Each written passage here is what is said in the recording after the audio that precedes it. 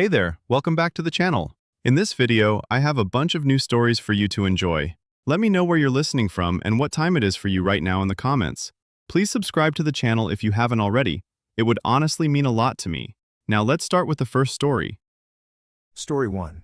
My dad was suspended from church for honoring federal workers during announcements and was told they are lazy compared to nurses and veterans, that they cannot be compared, and that it was disrespectful to do so he is losing his position. Posted by you/thrower farthest. I, 17M, am writing this because of a recent situation that led to my dad, 51M, being suspended from duties in the church where he had resided for over 10 years. Dad told us, I have 2 younger brothers, during a family meeting last week. We didn't go to church this Sunday because of what happened too. My parents are leaders in our church, and leaders often do the post-worship announcements about church programs and upcoming events before the tithe baskets are passed and the pastor speaks. Our church is pretty big, with 2 services, and the incident happened when Dad did the announcements last week. Announcements usually follow a pattern of briefing the congregation on events before asking all first-time visitors to stand and receive a brochure while being welcomed by the congregation. If there is anyone visibly wearing a military uniform, or someone having alerted the church to the fact that their military relative was home for the week, they ask that person to stand, which usually results in a standing ovation. We didn't have anyone from the military last week, but my dad asked if any federal workers were present and had them stand before saying that God is in control and will never leave them, no matter how bleak things seem. He also thanked them for their service to our country. When Dad explained his motivation at our family meeting, he said he felt God put it on his heart to honor federal workers the same way our church honored medical workers during COVID, once services resumed, by having nurses stand for recognition. He also said he felt led to reassure them that they were appreciated amidst everything going on in the federal government. However, Dad was talked to by one of the assistant pastors during the week and was told that he shouldn't have done that. My dad disagrees because the main pastor often talks about letting the Lord dictate the service, regardless of pre-made plans, and other leaders have followed that creed. For example, there are days when worship is really powerful, and the pastor will have the band sing a few more songs than originally planned or have an impromptu altar call for something God puts on his heart. There are times when someone gives a prophetic word in tongues, a different language, that are also impromptu, and a leader or pastor will often elaborate on it afterward. Going back to Dad, he said he's been considering leaving the church for some time and that now was perhaps God's timing. He also said the church has gotten too political in recent years, and he said that played a part in what happened. The assistant pastor who informed him of the suspension told him that federal workers shouldn't be honored like nurses or veterans because, unlike them, they can't do their jobs at home via telework and be lazy. He even said that honoring them was disrespectful to veterans and nurses, and my dad disagrees. Dad said he felt led to honor federal workers because many of them were being wrongfully villainized, but he was suspended from announcements for a few weeks. He also thinks the time is right to leave the church, but he wanted to talk to us because of the friends we had there, more so my younger brothers. He thinks they should be able to keep their friends, similar to kids who have friends from other schools. Personally, I respect him for being open with us, and Mom agrees that the suspension was uncalled for. Dad is mostly stressed about being a deacon and wanting to step down before his term ends. He also said he's nervous about who to tell beforehand or not, and Mom said that they will work on it. He doesn't want to burn his bridges, but he doesn't know how to go about it. I know I don't have much of anything to contribute to how he steps down aside from supporting him, but I wanted to ask if anyone had any experience with stepping down or any ideas I could suggest. I would appreciate any that are given. Top/relevant comments. Commenter. Find a non-MAGA church. This particular tax-exempt social club has made it abundantly clear that they do not appreciate any independent thought. Ops response. Our pastor has spoken about the president quite a few times, which is also why my dad wants to find somewhere less infused with politics. I feel for him with how he's trying to not burn his bridges while knowing that leaving before his deacon term is over might come off wrong to some people no matter how graceful he tries to be. Commenter 2. It is brutally hard to walk away from a community you have loved and served. I have been there. I also know that sometimes it is the right thing to do, especially if you know in your heart you cannot work with the current leadership in that community. Your dad has served God, the Holy Spirit, by speaking what was laid on his heart. That same Holy Spirit will lead him to a place where he can pray in the power of the Spirit, in the name of the Son, and serve the Father's children. The peace of the Lord be with you both. Ops response. He said that the church has changed a lot in recent years from what it used to be, and it's not like we got a new pastor or anything, either. The pastor has been in place for over 20 years, but Dad says he didn't used to talk about politics back in the day, until that changed in recent years. I hope and believe everything will work out for him, and I hope the stepping down doesn't go too harshly. Update 12 days later. I really appreciate all of the perspectives given on my first post, and I shared some of them with my parents, including one in particular I'll highlight. My dad took a few days to pray over what he should do, and he learned something from one commenter who gave insight into something he hadn't seen.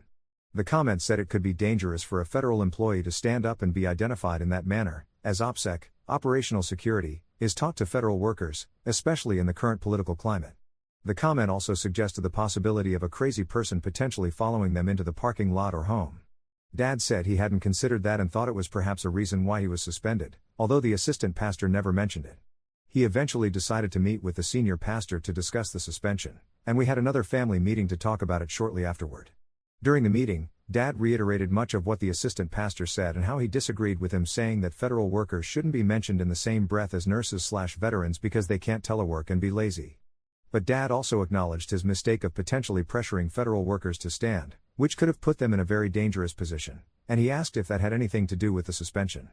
The pastor told him that it had nothing to do with the suspension and that he had signed off on it before the assistant pastor even spoke to him.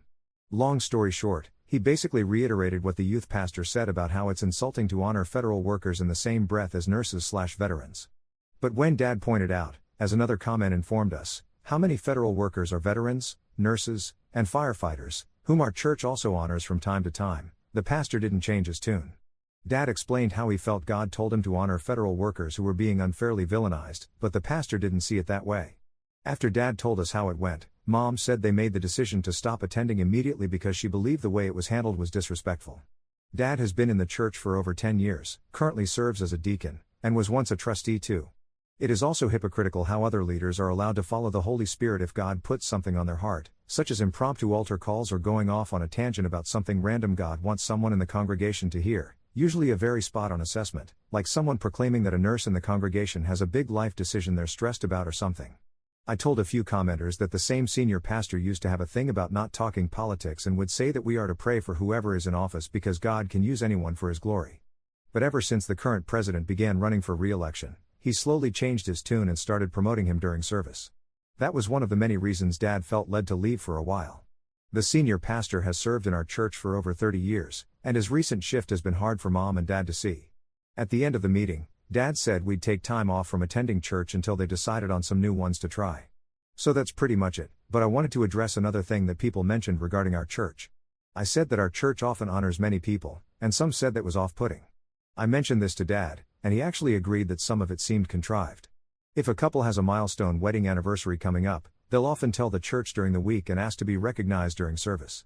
So a leader will have them stand, the same way they ask veterans to stand if we see one in uniform or if their family tells the church that their military relative will be there that Sunday. The wedding anniversary requests personally sound a bit awkward and attention-seeking. Regarding veterans, the church once received a complaint from a veteran who didn't wear a uniform to church but was blindsided when their family called the church during the week to ask that he be recognized by name. He said that he wouldn't attend anymore as a result because he just wanted to attend in peace. The church does the same for nurses and milestone birthdays, but they didn't stop after that complaint. In fact, the church continued with the tradition because the senior pastor said that the standing ovations for the veterans often bring up the energy in the service. He compared it to how SeaWorld opened their One Ocean show with a tribute to veterans, asking them to stand at the beginning. Dad disagreed and said God doesn't need artificial things to bring up the energy in the service, but the traditions continued nonetheless. That's just one of many things with this church, and Dad thinks now is the right time to leave. I appreciate the perspectives that were given, as they really helped us reflect on everything that happened. Top/relevant comments. Commenter. The church, pastor, and congregation sound like trash. You are lucky to knock their dust off your sandals. Ops response. To be honest, I can't rope the congregation in with the pastor and pastoral staff. Odds are, the congregation doesn't know about the views the pastors have on using veterans to bring up the energy in the service because that was said behind closed doors, along with a complaint from the veteran I mentioned. Odds are, the congregation doesn't know about the pastor's view on not honoring federal workers because they are teleworking/lazy either, since that was also said behind closed doors. Second update 3 weeks later. My parents and I have had some arguments since my last post, but I want to address something that was said in numerous DMs. A few people claiming to be Christians said they were happy my father was suspended because he brought politics into the church. Others said a deacon may not have the authority to honor people as he did compared to other leaders. Regarding the first point about Dad honoring the federal workers, he said it was important to pray for those who are hurting. He also said that they were wrong to be villainized because Jesus had the heart of a volunteer, and federal workers were public servants. Jesus healed the sick and washed the disciples' feet without charge. Many federal workers could find higher paying jobs in the private sector, according to Dad, but they chose to commit themselves to their communities instead. Regarding the second point, other deacons in our church do announcements too. The church has them do it along with other leadership positions so that the congregation can get to know its staff, and other deacons and trustees have honored veterans, among others. With that said, my family stopped attending our church for 3 Sundays before one of the leaders reached out to my dad to see if everything was alright. Dad didn't tell anyone that we stopped going, but he told the leader who called that we were likely not going to return. That's how that call went. But he received another a few days later from a different leader who told him that the church wanted to honor our family for the years we gave as leaders, and Dad said he'd get back to him. Dad later told Mom and me about it, and he wants us to attend one more time so that they can honor us on stage and leave on a good note to not burn bridges. Personally, I strongly disagree. Dad has served on numerous boards for over 10 years, but they suspended him for doing something other deacons did. A deacon once asked police officers to stand during announcements in 2020 following the George Floyd events, claiming that people shouldn't generalize all police officers, and that deacon was less seasoned than him. In my opinion, they spit in the face of our family by punishing him for something other deacons did. While I'm usually against ghosting, I wouldn't blame Dad if he decided to ignore their calls. But he said we should be grateful when people want to honor you. And when I disagreed, he said I should learn for my future work career because you don't want to burn bridges when departing jobs. But this isn't his day job. It's a church he owes nothing to. Respect is owed when it is given, in my opinion, and the church doesn't give him a paycheck. He said I don't have a choice but to attend one final Sunday to leave on good terms. And if worst comes to worst, it's only 2 hours. But I strongly disagree because, in my opinion, he's giving more respect than they're giving him. And maybe the church is doing it to save face. Who knows? Maybe I'm just being young and stupid, but I don't think it's worth it to cause a rift over a 2-hour final service. I'll likely attend, but I hate everything about it. Just one more thing. Dad said he thinks God put it on his heart to honor the federal workers so that this would happen and facilitate us leaving the church. He said he should have left years ago when the church ignored complaints from veterans who didn't want to be honored and used them as props to bring up the energy in the service, as the pastor said. He also ignored a feeling in his gut to leave when the church began getting more political. The church has mentioned Trump from the stage numerous times, but he said he was too afraid to leave a community he had been part of for over 10 years, despite hating everything Trump stands for. So while we left too late, we can at least leave now. Third update 3 months 2 weeks later. I completely forgot to return to this sooner, but a few messages from individuals wanting to know what happened reminded me. Despite numerous discussions about how I thought returning to the church was a bad idea, they decided to go anyway. I disagreed because we left on our terms, and the church wanted us to leave on theirs. Their disrespect toward my father, with the suspension, shows how little respect they had for his 10+ years of service. But Dad said we shouldn't burn bridges and compared it to not burning bridges when leaving a job. In my opinion, that comparison doesn't work because, unlike a job, the church doesn't give him a paycheck.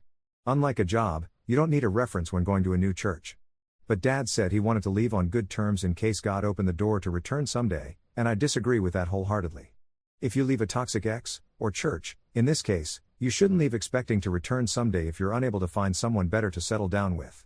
It reeks of insecurity, in my opinion, and I think it's really weak too. To my dad's credit, he came around on not forcing me to attend the final Sunday when he'd be honored. I stayed home. And when they returned, Dad didn't want to talk about what happened and said I shouldn't care because I wasn't there. From his tone, I figured he was bothered, and Mom opened up to me about it instead. She said he wasn't thrilled with the questions he received from friends and congregation members following the service, and I think that was poor foresight on his part. She said it annoyed him. But regarding the service, the two of them were asked to come on stage for no more than 5 minutes to be recognized by the church as one of the pastors thanked them for their years of service. It's important to note that my father was told beforehand that he wasn't required to speak during the honoring, so he was never asked to speak during it. The honoring ended with a pastor praying over them, and that was pretty much it. In the months since, my parents have attended a few local churches but have yet to pick one as their new home. They said I didn't have to join them for their search because, at my age, I'll likely leave for school in a year or so. So it'd be up to me to find a church for myself. I appreciate them letting me be myself, but I've debated a lot since we left. One thing that surprised me as a result of making these posts was people saying how crazy I was to mention speaking in tongues so nonchalantly. And honestly, I didn't think twice about it. Our old church was Pentecostal, and they've had people speaking in tongues since I was young. I used to internally question how someone would interpret a tongue with no language, or incomprehensible babble, as someone who messaged me described it, and be able to understand it correctly. Or how many times someone might have intentionally misinterpreted the babble to say whatever they wanted, which had nothing to do with God at all. And the more I thought about it after reading many messages, there seemed to be no checks and balances at all. Who regulates when random people yell babble and then someone always has the correct interpretation moments after? What if two people plan to do it in advance to push a personal agenda disguised as God's word? But worse than that, I don't want to be looked at as if I'm crazy for mentioning tongues in public, which would never come up outside of church, so I'm glad that I got made fun of in DMs instead of real life for something I always thought was normal. However, it's really shaken me of late and made me want to take a break from Christianity as I prepare for college. I'm angry that something so stupid like tongues could seem perfectly normal if indoctrinated from a young age, and it made me wonder how many other things regarding Christianity I've been wrong about too. Going back to what I said about no checks and balances regarding tongues, it seems to be a microcosm of everything wrong with Christianity and the Christians in our country at the moment.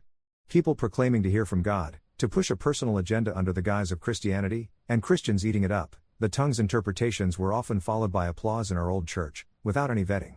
That screams Christian nationalism to me, a bunch of indoctrinated people who grew up thinking unnormal things were normal, like tongues, and followed blindly without a second thought. I don't want to be stupid, so I'm taking a break from Christianity too, hopefully, go to a faraway college to see life for myself. But I feel, deep down, that I won't return to Christianity ever since the tongues thing, because I'm now questioning what else I've been wrongfully believing.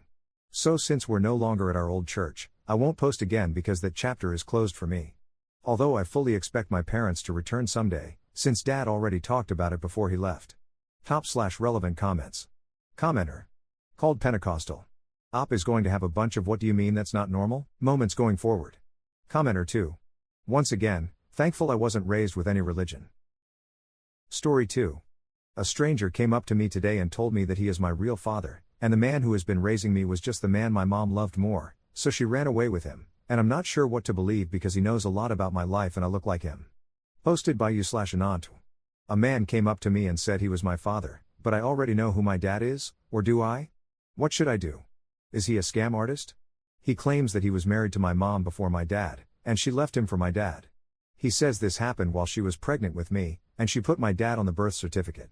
They, my parents and grandfather, used their power and money to make sure he couldn't stay in contact with me.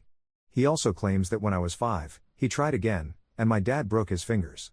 He says he is just now contacting me because, with my granddad's tragic death last year, it's safe now. Issues with this story: he had no documentation, although he promised to show me some and suggested he bring it by my apartment, which he knows the location of. I am 20. Why now? My dad is a non-violent man. I can't see him breaking anyone's fingers. He never spanked me when I was a kid and was always the pushover parent. My granddad traded stocks. He was hardly a mafia kingpin. My parents were childhood sweethearts and are still crazy about each other, in addition to being decent people. He also kept commenting on my money, saying I looked like a banker, in jeans and a button-up, asking if my dad gave me my watch, and how much my bike cost. He did tell me his name and number and showed his license, and I am considering running a background check, but my parents see my expenses. In his favor, I look like him. I've never seen my parents' wedding pictures. He didn't seem insane. He knew a lot of information that would be hard to find about my family. He mentioned a coat I had as a kid. I am an only child. My mom said that they never got so lucky as to have another. I don't know. I would usually ask my parents, but my mom just got diagnosed with breast cancer, and I don't want to worry her or my dad that some psycho is trying to swindle me, harass me, or harm me. /relevant comments. Commenter. Sounds like a crazy guy and has no reason to be in your life. Even if he is your biological father, unlikely, he sounds like a deadbeat, and you don't need him. Tell your dad about him, say that you don't care and that you don't want him contacting you, and talk to the police. Op's response. Yeah, I'm hoping he's just a loser with a lot of free time, but I'm worried about the depth of knowledge he had about my family, which might indicate stalking. I just really don't want to bother my parents. Also, this is the selfish part of me, I remember how many constraints I had as a child. Couldn't take the subway and had to be chauffeured, etc. My parents always seemed to think someone was going to kidnap me while at the movies or something. I don't want them to try and enforce restrictions now that I'm a man, albeit one dependent on them through college. Op adds an edit to his post. I called my real dad first, deciding that he was a better call than fake dad or the cops, until I assessed the situation. I asked if he knew name. He responded by asking if I was at my apartment. When I said yes, he said he'd be here in half an hour. Crap, this isn't good. Op adds a second edit to his post. He is my biological father. My dad and my mom showed up. He said it was more her story than his. Apparently, when they were married, he was abusive. When she told him she filed for divorce, he pushed her down the stairs and she had to be hospitalized. She decided promptly that he would never get near enough to hurt her child. Her childhood best friend offered to marry her. This is all pretty convoluted. My life and parents are a lot different than they were this morning. Commenter 2. Wow, this is crazy. I couldn't imagine what I would do if this happened to me. Since you've updated it, can you give us some more details on how your parents reacted, and what the situation was like when they came over? Ops response. I opened the door. I was surprised to see my mom, although I should have known he wouldn't come alone, both because that's not how they do things and because on Tuesdays at that time he is usually home between business and racquetball. We greet. My mom hugs me. My dad just puts his hand on my cheek and says that I'm everything he could want in a son. I say, so, who is name? My mom says, I'll start at the beginning. I met him when I was 19. He was a moody violinist, and it seemed like the right amount of rebellion to fall in love with him. I was hardly the type to date a drummer. And then it unfolded. By the end, me and my mom are crying. My dad is holding her arm. I don't know why this bothered me, but I asked if they were in love. My dad said, I've loved your mother since I was 5 years old, but we're both so stubborn it may have taken us 40 years to realize it if we hadn't become a family to protect you. We were going to get a divorce when you were 2, but we were so happy neither of us brought it up. Then we all laughed a little, and I'm heading there for dinner in a few hours. It's a screwed up situation, but my family is still my family, and I'm a lucky guy. Commenter 3. So, did your dad really break his fingers? Ops response. Yes. My dad said that when I was little, my mom caught him watching us in the park and promptly ushered me into the car. He came to the apartment, and she went down to the lobby. He cornered her, and went his charm, I gave you such a fine son, he's got my looks, doesn't he? I think the least you owe me is a few hours, didn't work, he grabbed her, leaving bruises, and had to be escorted out by security. He was waiting for my dad outside his office the next day. My dad is angry but listens to him go on. Give a man enough rope to hang himself, he always says. Then he mentions money. He's been deprived of his son, and if this continues, reparation only seems fair. My dad decided that you can't stalk his family and shake around his wife with loose threats. So he grabs his hand and twists it until it breaks, telling him that the next time, it will be his bow hand. And he will never give him a dime or let him ruin his son. Op when asked about how his parents married. My parents claimed they married as friends to give me a name other than his, and a father to make it difficult if the abusive jerk ever attempted to use me as leverage. Then they fell in love. Originally, they planned to divorce after a respectable time frame, but they found marriage suited them. Op when asked how his parents are doing now. They've always been best friends. There's a picture on our mantle of them at 5 years old. Their nannies used to let them play together. They were never romantic, they both claimed. My mom says her father was so severe and unemotional that she never would have risked the person closest to her for mere dating. Then they got married to protect me, and they're madly in love. They have lunch together every day. I remember, as a kid, being embarrassed by how much they touched, that during a sleepover we'd walk out and they'd just be reading with his head in her lap. They're very happy. Honestly, this story seems completely out of character for him. He's really mild-mannered, never raised a hand to me. My mom is the more serious partner. Op when asked about any half-siblings. My dad is infertile. They tried for years to have another baby, but it never happened. Commenter 4. Be sure to hear the story from both sides, about him being abusive, etc., as one's opinion may become biased, especially over time. Op's response. Honestly, this makes sense. It explains the situation, and my mom to an extent, who spends so much time volunteering with domestic abuse charities. Also, you can't fake emotion. We were all practically crying by the end. Plus, he was imprisoned briefly for this, and my mom has scars from where she had to have surgery on her leg. Update 1 day later. My question got an amazing amount of replies and I appreciate it, so, not being a jerk, I decided to give a final update before I go back to my usual account. After a lot of thought, I've decided that, all issues aside, I simply have no interest in this man who is my jaw and some shared DNA. I'm a junior at NYU doing a dual major and an overload this semester. Between that and lining up internships, I barely have time to sleep. I have a great family and couldn't ask for better. I was never that kid who wished his parents were anyone else, except maybe Batman when I was 9. I wish I had more time for them than just once a week dinners and phone calls. I don't wish I had some extra father figure, and I've got enough friends. If he were a decent man, I might feel like I owe it to him.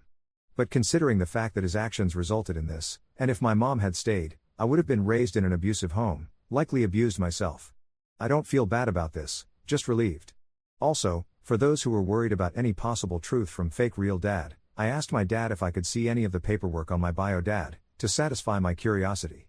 He satisfied my curiosity. The divorce papers were in there, the restraining order, and even pictures of my mom after he shoved her. Yeah, he's a scumbag. He was waiting at my usual coffee shop today, we'll find a new one, and was basically pushy and a jerk. He never once admitted any kind of wrongdoing or anything. I ended the conversation by saying, "Thank you for contacting me, but I'm happy in life right now. If I ever change my mind, I will contact you." He then got this weird look of outraged dignity and said that I was an ungrateful little bastard, and that if he were richer than my dad, I'd be on my knees. Then he said that without him I wouldn't exist. He said I was his only son and he wished he didn't have one. Hell, he wished he didn't have a daughter either, as she was just as ungrateful. He said a lot more, but that's the gist. I have a dad. It's not this joker. I may look up the sister at some point in the future when I have the time and mindset to explore that. Although, she's probably just a kid. /relevant comments. Commenter. Sis thing might just be bait. Hard to say if it's worth looking into. If she is as ungrateful as he said, she might be old enough to be living on her own. Probably the best outcome you could get. I recommend being cautious when leaving work, school, and such for a while. My dad was like this, and he would wait for me at each. It's hard to say where he will draw the line. Not trying to worry you, but a little caution can go a long way. Ops response. Unfortunately, I think the best thing is for me to take up my dad's offer of a car and driver until all of this settles. I will also be moving into a rental property we own because it has tighter access, i.e., a doorman has to admit you. I honestly should have been in a nicer apartment anyway, just on the off chance someone finds out my parents' worth and thinks my place would be nice to case. Commenter 2. I don't know what it's like to be in this situation. However, my initial reaction was that I hope the daughter is doing okay. I mean, you are lucky and landed in a great situation. I would feel bad if I had a sister who didn't get so lucky and I waited to contact her. Ops response. I can only assume she has a caregiver and hope it's a good one. Honestly, contact from me won't do much if she was in a bad situation. I'm a 20-year-old kid whose income, until my first trust opens, is entirely dependent on my parents, and I'm not even legally her brother. It's all word of mouth. I guess the main point is I see no need to rush. Even if she's in a less than tenable place, there's little I can do to change anything. Although I can't help but feel horrible when I think of the pictures of my mom I saw, her face bloodied from his hands and her body bruised because he shoved her down the stairs. I feel bad for any kid he raised. Second update 6 months later. I'm not sure anyone remembers this, but about 6 months ago a stranger approached me on the street, and I found out my dad wasn't my biological father. Today I met my sister. It took some time, but eventually curiosity got the best of me. She's 17 with a 5-month-old, and her background is completely different from mine. We corresponded a little on the internet but met today. I drove 2 hours. She seemed like a nice girl, but I didn't feel any wow, we are related moment or strong sense of kinship. Maybe I don't know how siblings are supposed to feel. I don't know. Mostly, it was awkward. Me and 17-year-old girls don't have a lot in common. She said I reminded her of someone on Gossip Girl and that I own Justin Bieber CDs. But she did reinforce my belief that I'm doing the right thing by not connecting with the biodad. He hasn't seen her son and hasn't contacted her in a year. Just wanted to let those of you who helped me out last year know. Thanks, guys. /relevant comments. Op to a deleted commenter. I'm a whole 21 years old now, full of vain wisdom and false prophecy. I guess it's not just age, although I am the youngest in my friend group, but upbringing too. She's uninformed about so much. She was giving her son Kool-Aid, and I had to bite my tongue and kept swatting his hand to keep him from thumb sucking. She's also really into YOLO, partying, and baby mama drama. She was nice, just really different. Story 3. AITA for forcing the sale of a home my maniac mother and I own 50-50 because of how she treated my girlfriend and kid? Posted by you/LitneySpears12. This is an extremely long and complicated story, but I hope you guys stay with me as I try to navigate this as best as I can with timelines and details. Apologies for my English in advance as well. Here we go. My mother has been abusive, impulsive, and controlling for as long as I can remember. Every relationship she's ever had has been demolished to bits because of her behavior towards others, including colleagues, siblings, my dad, her ex-husband, friends, and the list goes on. So, 3 years ago, I got a job opportunity in a different country, one where we have a lot of family, which has been awesome, and I decided to take it because I was excited for the opportunity to be closer to them and experience life living on a different continent. While I was settling into my new life, my mother, who is retired, visited shortly after and insisted that she would buy a home near my apartment and move to said country, even though that's not possible due to immigration laws. You need a long-term visa, not a tourist visa, for an extended stay. Her ego didn't allow for a no answer, so she bought a beautiful beachfront property anyway in hopes of gaining citizenship, which is fine legally, but you're only allowed to stay up to 90 days, and potentially 180 if you extend. She couldn't believe what the case officer and the lawyer she hired were saying, and she started berating them, claiming how much money she would donate to society with her housing purchases and so on. When reality set in after a few failed meetings, we decided it was best if I lived in the property to maintain it, pay the bills, and let her visit whenever she wanted without worrying about it being vacant. Fast forward some time, I meet my girlfriend, we become serious, and she moves in after a while. My mother is happy about how things are going for me in all aspects of life. She FaceTimes with us regularly and really takes a liking to her. After some time, my girlfriend becomes pregnant, and we announce the news to my mother. She's extremely happy and gifts me 50% of the home she purchased as a present to us, which is the nicest and most generous thing anyone has ever done for me. Something I never saw coming. Last summer, she visited and planned to stay with us for 6 months to help us out before and after the baby was born, which was very kind. But this is where the story takes a turn for the worse. A week or two into her visit last summer, while my girlfriend was 6 to 7 months pregnant, she went absolutely nuclear on me in front of my girlfriend because I asked her a simple question, privately over text earlier in the day, about not announcing our families, more specifically her financial situation, to the entire world. She likes to brag to people about how much she makes without working, the values of her homes, etc. That type of stuff makes me uncomfortable because I've always been a private person, and I don't want people getting the wrong impression of me or her, if that makes any sense. And for some random context, she is the most paranoid person on the planet when she's not in a showing off mood. She constantly thinks her phone is being hacked or traced and is always reporting random things to the FBI because she fears people are trying to get her money. She only uses the phone when she's in her room on her Wi-Fi, otherwise, it's off essentially 21 hours a day. She's even reported some of her friends to the police or FBI because she accused them of stealing money from her bank accounts or attempting to. And for the record, my mother, father, and I never had money growing up. My father always worked an honest job, and so did I when I finished college 10 years ago. She recently came into wealth after a gigantic inheritance from a wealthy family friend who passed away 5 years ago. She essentially manipulated and swindled her way into marriage with him to collect all his assets, retirement accounts, homes, and everything he accumulated before he passed away in 2020. During our fight last summer, she kept saying how she is kicking us out, we need to get our own place, we're making her sick, and she could end up in the hospital from all the stress we are causing her, when we are literally at work all day before coming home and leaving at times like any regular person would do. My girlfriend became frightened of her for good reason because my mother was basically screaming for 2 days straight. She then suddenly books a flight back to her country and leaves a note and says to look for a new home and new car to buy, but we have to leave the property by a said date. After a week or two, she reaches out and asks that I send her listings and cars, which I didn't, because she's just using that as a ploy to be on good terms. So instead, I am focusing on my career and the health of my girlfriend because it was getting tough the last couple of weeks before birth. Fast forward to 3 months after my kid is born, she comes back to help out during the holidays and plans to stay for 6 months again. We were iffy on the entire thing based on what happened 6 months prior, but I was trying to persuade my girlfriend that maybe with her grandchild here, she won't cause issues for anyone because it's a special time for all of us. The first 4 weeks are good, but not great, but we are not expecting much with her around. Like I said before, she is overly controlling, constantly overstepping boundaries, and the worst part is constantly trying to teach us how to parent instead of letting us come into our roles. The part that broke my communication with her and others who know her is what I'm about to tell you next. For the holidays, we visit my girlfriend's family 2 hours away for a week.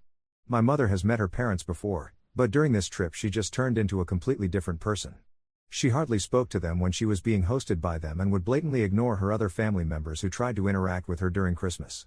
She kept trying to take our baby out of people's hands, and she wouldn't participate in anything we were doing, dinner, games, trivia, gift opening, etc.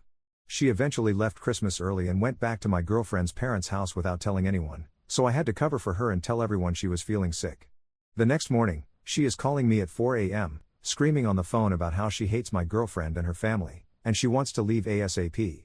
I can't even get a word in before she demands to be picked up. I drive to pick her up, and she's standing outside with her luggage in the dark, demanding to take the train back home. So I tell her there are no trains this early, and if she really wants to do that, then she has to wait at the home we are staying in. I bring her home, and my girlfriend casually says, "Hi. What's going on?" While holding our infant daughter, and my mother snapped, lunged, and screamed profanities about how she will never see the inside of our home again, me, or our family. My girlfriend, clearly confused and shaken, is wondering what's going on as I stepped between them and pushed my mother and her stuff into the car before going off on her about how she will never threaten my girlfriend, especially while she's holding our daughter. I dropped her at the train station and left to get back to my girlfriend because she was clearly shaken, as was I. After a few days and threatening texts from my mother, she is saying how she's changed the locks and we will never go inside of the home again. She is demanding we collect our personal belongings, which is like 95% of what's in the home. So my friends and I go over to pack, and she's in our home with some neighbors, people I know she's hardly spoken to, for reasons I still don't understand. As I'm leaving, I blast her for what she did to make sure the neighbors know what type of person she is, a psycho who will go to extreme lengths with zero regard for anyone but herself. My family and I were lucky enough to have shelter for 2 weeks until we could finally secure the one apartment that was available during the holiday season. 2.5 months have gone by, she traveled back to the States in early January, and 2 neighbors have been going into my home to collect mine and my girlfriend's mail because neither of them will give me the new keys to my own effing house. They fear my mother overdoing what's morally and legally right for my family and me.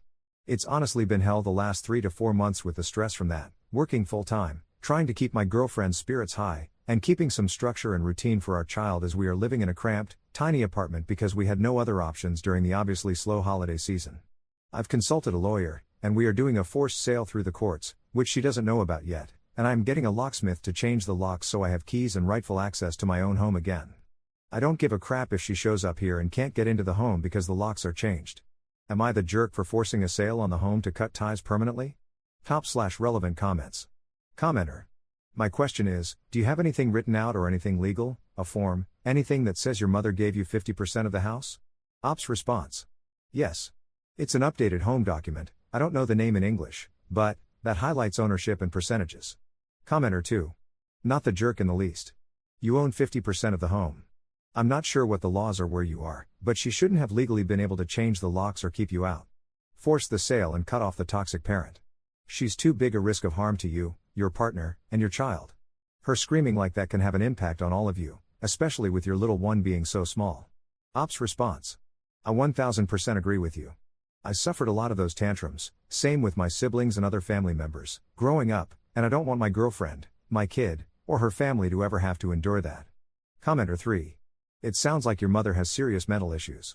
She reminds me of my son's girlfriend, mother of 2 of my grandchildren, who she ditched when they were 3 and 5 and fled the state, having stolen jewelry, artwork, furniture, and collectibles. She would create a situation of utter chaos, making the whole family miserable, because then she felt like she was in control. We lived with her for 10 years, and the last 5 were complete and utter hell. You are doing absolutely the right thing by forcing the sale of this property. You're completely within your legal rights, and you're doing what's necessary. When you get settled in your new place, make sure your mother doesn't know where it is. Any meetings in the future must be in a neutral place. And don't inflict her on your extended family. She is not their burden to carry. Once this sale and relocation are complete, you'll be able to have peace and take care of your family the way you need to.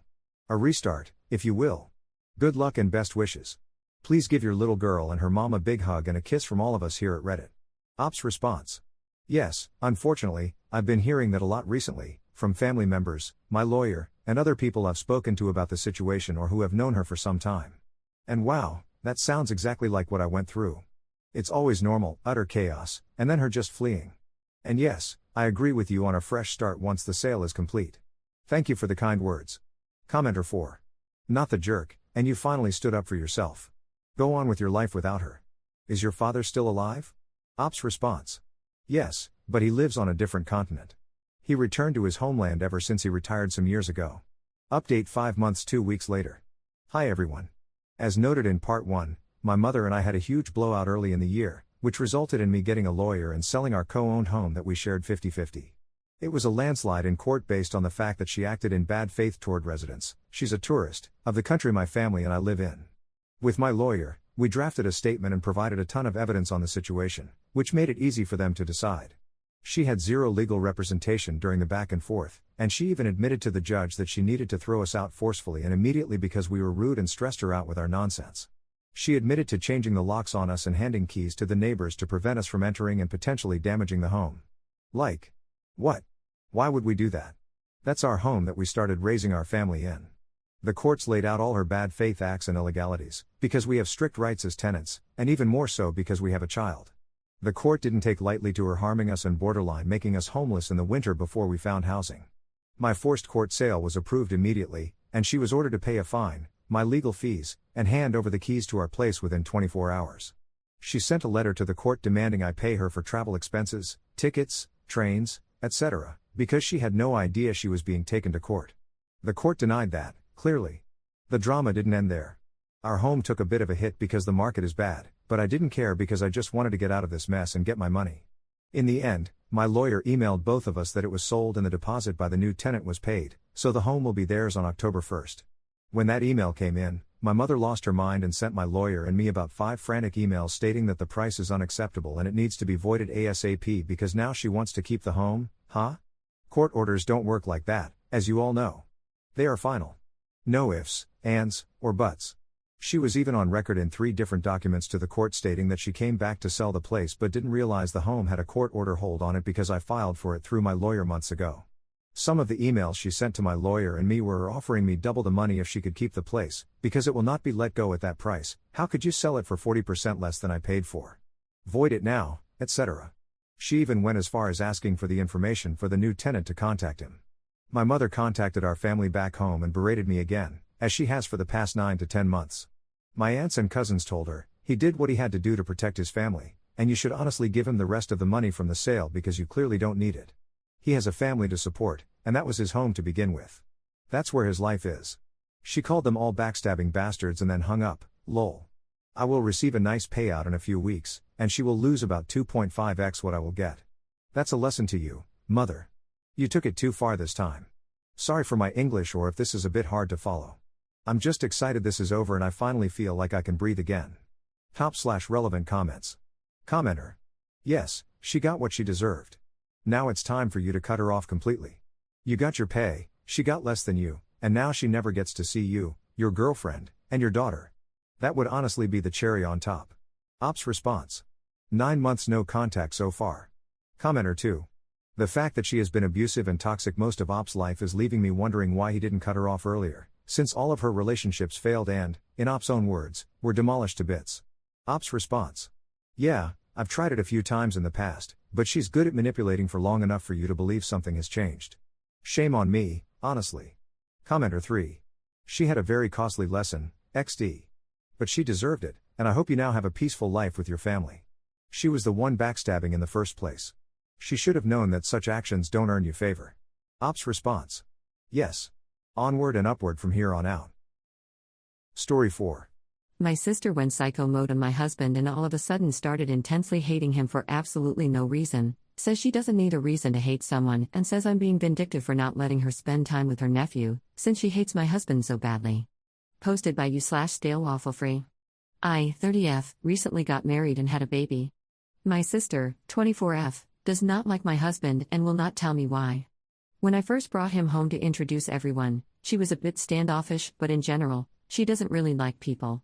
She has very few friends, never brings anyone home to meet the family, and has never wanted to spend time with anyone I brought home. Before my husband and I got married, I asked her if she had any issues with him. She said no and that he seemed nice. I asked her to be my maid of honor and thought all was well. Fast forward to last week.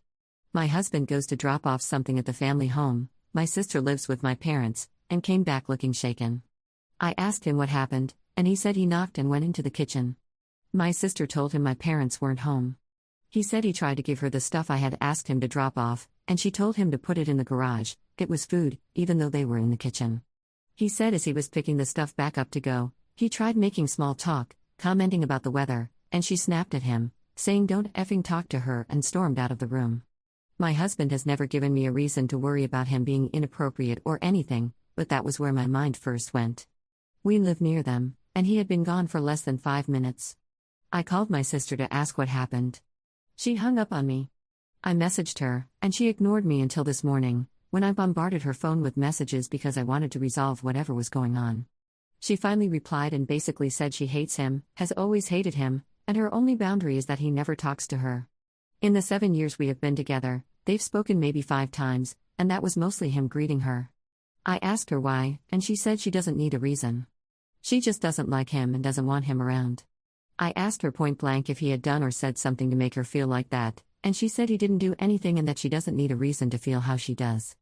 Now, my family is very close. My other sibling, brother, 29M, and I sometimes drop by unannounced to help my mom cook dinner or just hang out. My parents encourage this, as they say they like having us around. I told her it's going to be weird if he can't even just greet her when we come over. She said she was sick of me having a stranger in her home. I told her I didn't realize she felt that way about him and said I wouldn't ask him to drop stuff off without me being around anymore. Mind you, she's had 7 years to get to know him, and I didn't realize she still considered him a stranger. She then said that that was not the point, that she didn't want him talking to her at all, and that was the boundary she wanted respected. I told her that I would tell him and try to keep them apart, but that would mean her time with my son, her nephew, 6 months, would be affected because my husband will not be comfortable with our son being around someone who hates him. Frankly, I'm now uncomfortable with it too because I don't know what ideas she will try to put in his head. It's also going to affect my parents' time with him because if my husband can't bring him around, it's going to affect the number of times he goes over there. I didn't tell her, but that hurts my heart because they absolutely adore my son. He's their first and only grandchild so far, and they love spending time with him, always telling us to bring him over. She said I was playing the victim, painting her as a beach, and trying to trample the only boundary that she has set for herself. I'm currently thoroughly lost and trying to figure out the best way forward. Am I the jerk here, and is there any way I can fix this situation? /relevant comments. Commenter. This is very weird. You should speak with your mom and other brother, see if your sister has disclosed any reasoning, or if she has otherwise been paranoid. Commenter 2. It reads like jealousy to me, to be honest. Maybe she feels he's taking her away from the family, but if he's done nothing to her and she won't give a reason, if I were up, I'd go low or no contact with the sister. Family events, baby showers, parties, etc., everyone would be invited except for her. You don't want to talk to my husband and we can't resolve this? Fine, lol, you're on your own. I don't entertain childishness like this. Commenter 3. It's also not a boundary. If you behave toward me in a way that I find uncomfortable, I will end the interaction as a boundary. Don't talk to me under any circumstances is just being controlling, and for, apparently, no reason beyond vibes. Update 5 hours later. I'm blown away by the number of responses. I'm trying to read them all, but replying to all is a bit difficult due to the volume. I appreciate all the responses though, it gives me perspective. To clarify, the only reason I consider my husband might have done something is because I'm in healthcare, an environment where all sides of all stories have to be looked at. My first instinct was that she was being out of line for no reason, but I always try to look at both sides and was trying to figure out why she said what she did. Both he and she said that he didn't do anything, and I'm going with that.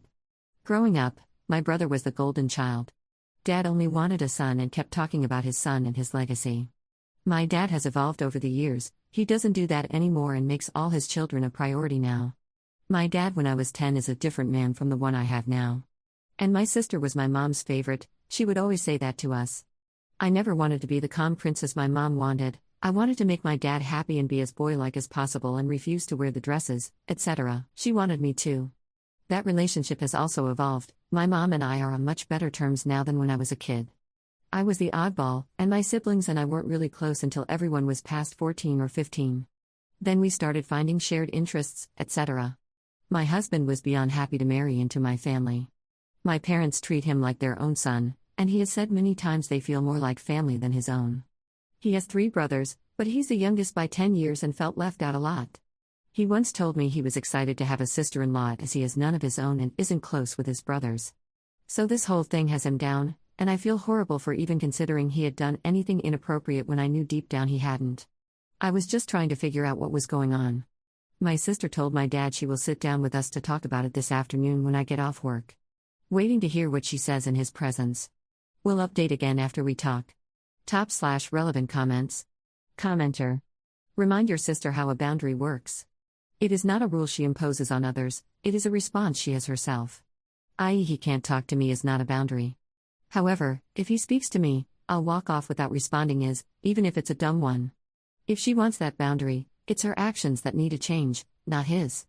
And you and your husband in no way have to put up with that. You can cut her off for being unreasonable and rude and probably should. But if she wants a boundary where he doesn't talk to her, then it's up to her to change her own behavior. Commenter 2. I bet that now you have a good relationship with your mom, and the only grandchild, and on top of that, your husband is another sibling for her to compete with. Her anger is focused on him because, without him, you don't have a baby. Makes sense that she still lives with them. Commenter 3. My parents treat him like their own son, and he has said many times they feel more like family than his own family. There it is. You said your parents treat their son like the golden child, and your sister has been mom's favorite. Your sister is afraid of losing her standing to your husband, and she'll lose any favoritism she was getting from mom now that there is a second man in the family. Second update 8 hours later. Spoke with my dad and sister a couple hours ago. Basically, my dad asked both of us what happened. I gave my side, and she gave her side. My dad asked her if she was sure she had no reason to do that. She said she had a reason, but she didn't want to say. My dad said, "Well, that's that. We won't force anyone to share anything." She then says okay, she'll tell us why. She said when she first met my husband, he asked her about a guy. Let's call him Mr. L. She said he asked her how Mr. L was doing. Then she turns to me and goes, "Yeah, I know you read my diary.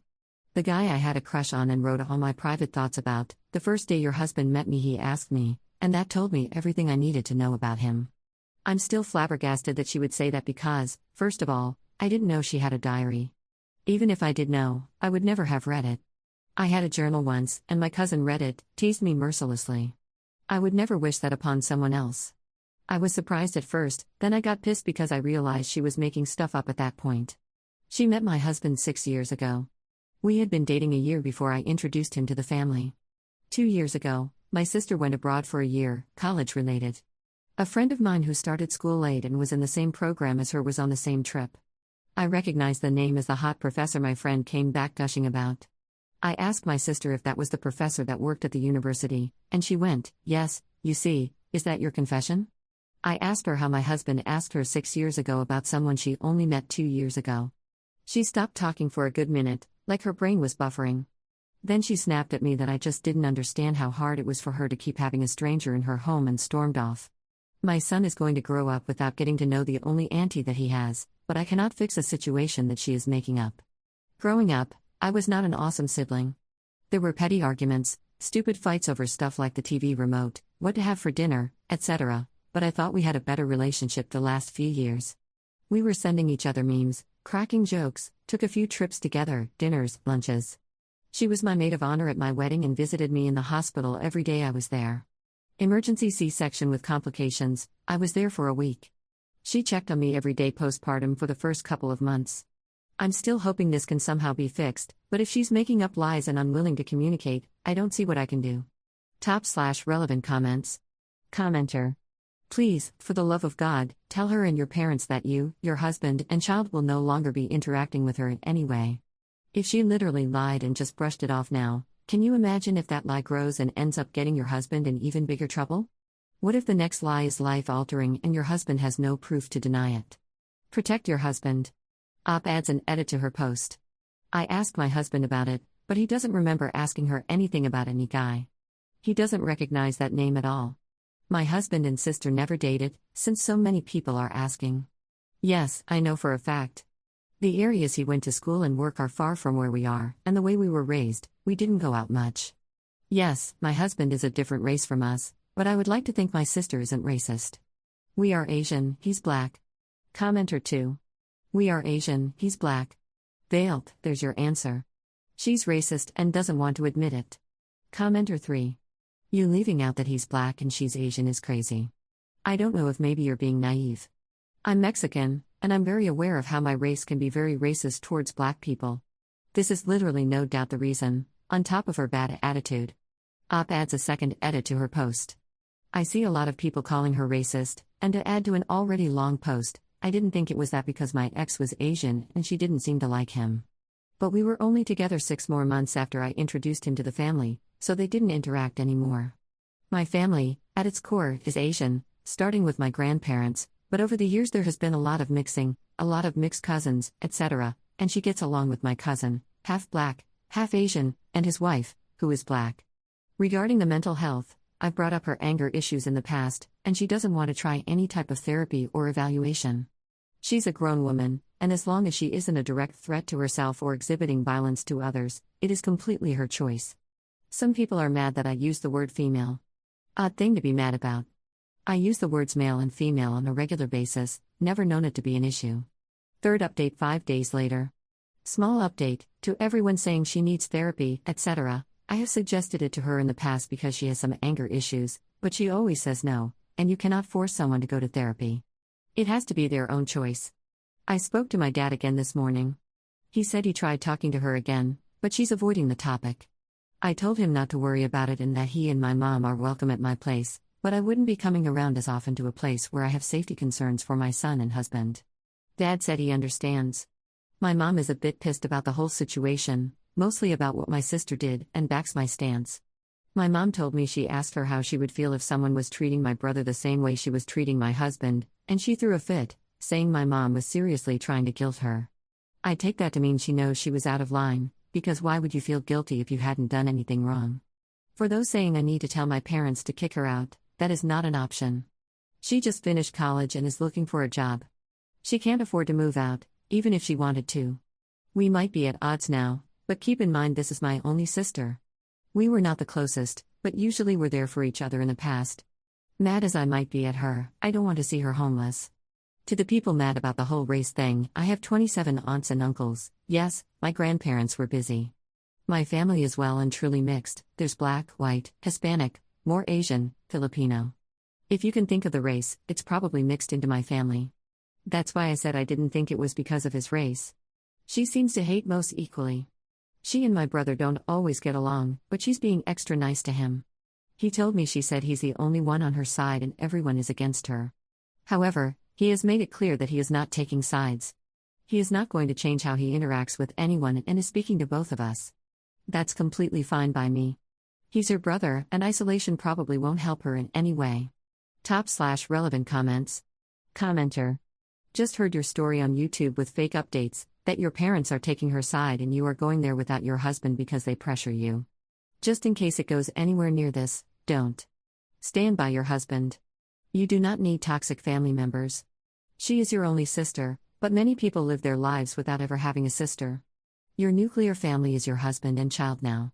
To follow your thought process, you only have one husband.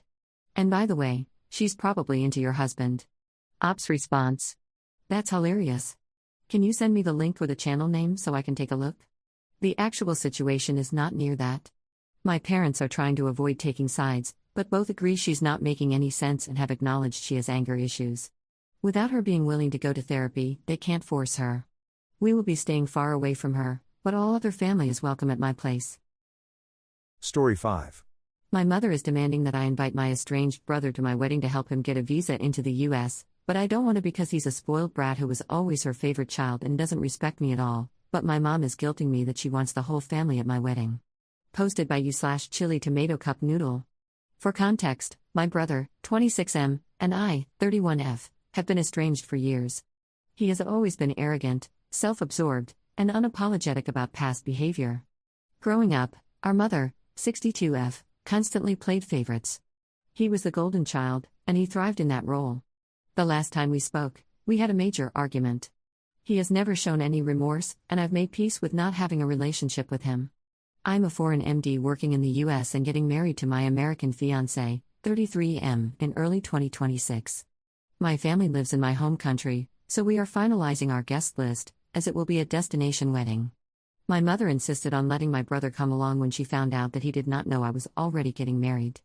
She then insisted that I invite him to the wedding, not sure if this was his idea or purely hers, even asking me to provide an invitation letter to help his chances of getting a tourist visa. I respectfully told her no. Aside from our personal history, the reality is that he's still a student with very few ties to home, so I doubt he would even qualify for a visa on his own. My parents, who already have valid visas and have visited me before, offered to be his guarantors and said that my invitation letter would help him out. Personally, I don't want him to have access to me, and I refuse to let him benefit from me. My mom argued that he could stay at a separate hotel and that she just wanted the whole family together. I explained that I don't feel comfortable with him being at my wedding and that I don't want to deal with that stress on what should be a special day. I told her that by insisting on his presence, she was only reinforcing my feelings that she prioritizes his feelings over mine. She kept pressing, saying that relatives would talk badly if my brother wasn't invited. I finally told her that if she insisted, then she could also consider herself uninvited. That led to a blow-up where she accused me of being ungrateful. Us Asians are big on indebtedness to family, lol, even reminding me that she and my father helped pay for my exams, expensive as an international medical graduate. She said the least I could do was grant her this one wish. I then exasperatedly told her that I would think about it. Am I the jerk for refusing to invite my brother? Is there a reasonable compromise here, or should I stand my ground? /relevant comments. Op when asked who is paying for the wedding. My fiancé and I will be paying for the wedding. We are not receiving any financial help from either of our families. Commenter. There's a lot of cultural stuff here that I'm not sure how to deal with. I know just enough about Asian family culture to know that I don't know enough to comment on it. If you were one of my friends in my culture, the answer would be not the jerk. So I'm going with that. Ops response. I agree, that's why I chose to seek opinions here on AITA. Cross-posting this to a sub with mostly people from my country would likely invite backlash and pressure me into compromising, since many there are deeply religious and family-oriented. I really appreciate the validation of my decision. It's difficult to untangle ourselves from cultural influences, but being in the US has definitely opened my eyes. Commenter 2. Just reimburse her for your testing fees. You will never be out of her debt otherwise. The next will be, your brother needs financial help. You need to help him because I spent so much money paying for your exams. Your brother needs a job, maybe you can help him go to the US. Nip all of this in the bud. You don't have to explain much at the wedding. Brother doesn't have a visa, so he's not here. Ops response. Yup, I'm in the process of paying the exam fees back. This whole situation has really opened my eyes to its gravity, and I don't like having that fact constantly dangled over my head. As for the second part about the job, I can absolutely see that happening. And honestly, as the older sibling, I'm exhausted from always being expected to bail out someone who is so blatantly disrespectful and unappreciative. Every single time. Commenter 3. You don't think about it. No is no. She doesn't get to hold the exams over your head. That was a decision they made as adults and as your parents, not leverage so they can boundary stomp you. This is not your mom's day. Who gives a F if she just wants her family together? Your wedding isn't about her. She can take it as it is or leave it. Don't bend. Ops response. I agree. I've decided to firmly say no in our next conversation. I don't owe this to her or anyone, and certainly not to the brat she raised. I don't want him creating problems for me, and knowing how spiteful he is, I'm sure he'll find a way to violate the trip and drag me into trouble. Commenter 4. If your brother decides to overstay his visa, your parents and you might well be on the hook for fines and whatever else the US government thinks is a fitting punishment. Any invites you extend in the future would also be looked at with extra sharp eyes. He doesn't care about that, so the answer is no and no again. Too much risk. Ops response. I agree. I remember during my application, they asked whether I had family living in the country, and I think they run background checks. A lot of people from my country tend to overstay, and applications can get denied for far less. Knowing how vindictive he is, I'm certain he'd find a way to get me into trouble. Thanks for the insight. Update 1 day later. Just got off the phone with my mother.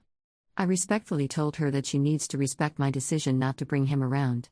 That if he were genuinely interested in reconciliation, he would have reached out himself, not as a grown man hiding behind his mommy. Thank you, by the way, for helping me realize this. I also made it clear that if she was even considering doing something behind my back or trying to spring a nasty surprise on the day of, I would not hesitate to exclude her entirely. To no one's surprise, this was met with a screaming match, followed by the classic religious guilt trip. Do you want an awful marriage? How can it be blessed by God if both parents aren't there to give their blessing? Yada yada. Then came the lecture about what I'd tell my future children if their uncle was out of the picture and, of course, the accusation that living in the US has changed my perspective on family. As for my father, I don't think he's aware of all this yet, but I'm sure he'll hear about it soon. Never had an issue with him, though. He's always supported me, even with being no contact with my brother. I know he'd disapprove, but ultimately, he would understand. What I expect next is her tried and true stonewalling routine. That's fine, I've seen this pattern countless times. Never resolving conflicts, just freezes me out until she feels like pretending nothing happened. Textbook emotionally immature parent. Even if she decides to patch things up later, it won't be by acknowledging her mistakes, just by softening the silent treatment. And in her eyes, this will always be my wrongdoing. Whatever. Her refusal to respect my boundaries and her continued treatment of me only confirm what I already know. Going no contact with her is the healthiest choice. I can understand, to an extent, why she favors the younger sibling. There are plenty of factors I've reasoned myself with over the years. He's male, following their footsteps as a lawyer, still lives with them, and his backstory as a child was marked by sickness and multiple brushes with death. So yes, I get the overprotectiveness. But even on our last get-together trip overseas a few years ago, I recall having to consciously remind myself not to roll my eyes every time she babied him into oblivion, as if he isn't a full-grown man. When I raised concerns to her about him, and during one instance, his arrogance and toxic, self-centered behavior, she brushed it off. Her defense? That he needs to be so and develop a thick skin because he's in a high-stress, competitive environment. So? Aren't doctors also in high-stress environments? Do we all have to behave that way? Cue silence, of course. I know there are cultural nuances and complexities here, with us being Asian, and a glimpse of our family dynamics that are complicated as all hell. Which is why I'm posting from a dump account, and why I first tried AITA before cross-posting to my home country's version. I have an inkling of what the responses will be, and I suspect they won't line up with what my heart hopes to hear, lol. Still, I wanted to gather a more diverse perspective.